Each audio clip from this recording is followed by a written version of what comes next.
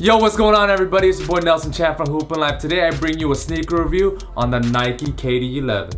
I know, I've been slacking a lot on the sneaker reviews, but I've been too busy traveling and doing a bunch of other work. But don't worry, I'm still bringing the sneaker reviews to y'all, so let's get straight into this thing. This is Kevin Durant's 11th signature sneaker, and in my hands I have the EYBL Peach Jam colorway, which has this hot punch with some lime green, gray, and lavender purple. There's a whole lot of colors up in this and it be popping. You have the Peach Jam logo with the EYBL on the heel along with the 11 pin signifying KD's 11th shoe. Yo guys, I'm not gonna lie, the colors on this, they be kind of trippy. I mean, you got like the lavender purple, you got like the mint green. Low-key, it looks kind of like a girly shoe, like a girly colorway.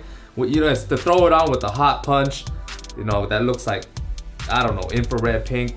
But hey, it's flashy, it's popping, I'm rolling with it. And you know me, your boy likes the loud colors. As always, we're gonna start off with the traction. The KD11 has a wavy, multi-directional tread pattern that provides multi-surface traction. The traction on the KD11s, I've got to say, have been pretty inconsistent. It really depends on the court that you're playing on. On super clean courts, these are absolutely phenomenal. It grips hard. You got the squeaky squeaks. But when the courts start to get a little more dusty, that's when the trouble starts coming in. And when that happens, I really didn't feel secure with my movements. So, for example, when I'm like running full speed and I want to stop on a dime, when I plant that step, it's just gonna slide on over. But surprisingly though, these did hold up better outdoors compared to indoors. Moving on to the materials, the KD11 has a lightweight plush Flyknit material that wraps your foot for good breathability and flexibility. As far as the materials goes, I'm gonna have to say that, they're kind of just okay. Some parts of the shoes feel good, some parts don't. What I meant by that is, certain sections of the shoe, the materials feel a lot stiffer compared to other parts. For instance, the toe box area is a lot more hard, stiff, and sturdy, where I believe that's more used for a durability thing. In the mid panel area is where you get the nice, soft, stretchy part of the Flyknit compared to the stiff and hard toe box. And also in the backside, you have this panel right here that gives you pretty good stability and support. To be honest with you, I wish that they swapped the materials from the mid panel up to the toe box, where the toe box area will be a lot more soft and flexible, and in the mid panel it'll be a lot more firm, because in terms of stability and support, because this mid panel is so stretchy, at times you would be sliding your foot over and out of the footbed because this part is so soft and stretchy. So in terms of support and lockdown, which I will get into later, that's not a good sign. Another thing that I didn't like about the material is that in the tongue area there is pretty much 0 to no padding. Did I even say that right? 0 no padding? Little to 0 padding is what I meant.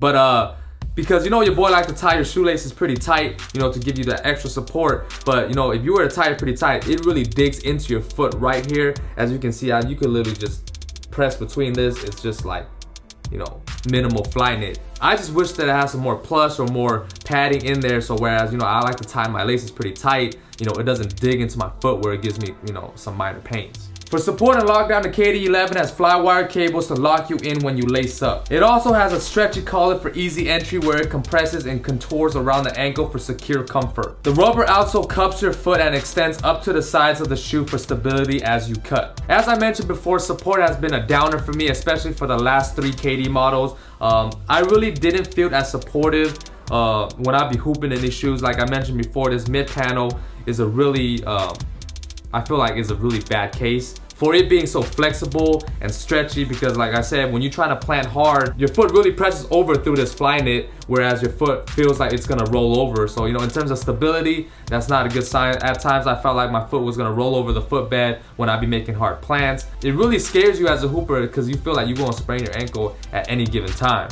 And also, I felt like the base of the shoe right here is pretty narrow. I just wish that they made it a little bit more wide, where it does give you a more, wider platform in terms of like planning, where it gives you more stability as well. But as far as lockdown goes, the lockdown was really good on the shoe. You got the sock liner fit right here, along with the good lacing system with the fly wires. Your foot is really locked down, but like I mentioned before, if you were to tie your laces pretty tight, it does dig into your foot right here on the top. For cushioning, the KD11 has a combination of full-length toe-to-heel Nike React foam and Nike Zoom Air that delivers great responsiveness. The cushioning on the KD11 is probably my favorite part of the shoe, with the implementation of the Nike React and the Zoom Air cushioning setup. Yo, that's crazy. When I first heard it, I was like, man, you got the impact protection from the Nike React. you know, throw it in with some great, super responsive, probably the greatest of all time Zoom Air cushioning. You know, to me, that's my favorite. But when I really try these on, man, you do feel some type of different cushioning setup. In the beginning, it's a lot more stiff, it's a lot more hard. You really didn't really feel the Zoom at first, but as you play in them more and more, where you start to break them in, you start to feel the Zoom Air cushioning, where you feel the responsive, you know, bounce back type feel, which is really, really good, along with the good impact protection you're getting from the React. I just think that this setup is pretty good in terms of cushioning, and I hope that Nike continues to implement this cushioning setup to future Nike models. As far as comfort and size fit, the KD11 to me runs true to size. As always, I recommend that you guys do try it on in-store before you guys purchase them. But to me, I didn't really have any issues in terms of the sizing. Like, the only trouble I did have is obviously, you know, the flexibility of the mid panel. They do stretch a little bit, but I think true to size is the way to go. And as far as comfort, the shoe does feel really comfortable. The Flyknit feels nice, the cushioning setup feels nice, but I feel like the performance aspect of it, you know, the way you move and stuff, isn't the best. But in terms of just straight comfort, if you're just gonna wear them to walk around or just to have them on your feet, they feel pretty nice. And as far as pricing goes for the KD11, it retails for $150. Same price as the, you know, last few models of the KD series, which I feel like Nike, you know, did a good job. You know, you're bringing in new tech, but you're not bumping up the price. It is a little more on the pricey side, but hey, Kevin Durant is one of the top players in the league. He's not gonna have like a super cheap, low budget shoe. You know, he said that last time. He said, I'm not a $80 player or $90 player, whatever that is. But you are getting a lot of good tech, you know, with the price of $150. And for my overall rating for the Nike KD11s, I'm gonna give these a score of a 3 out of 5.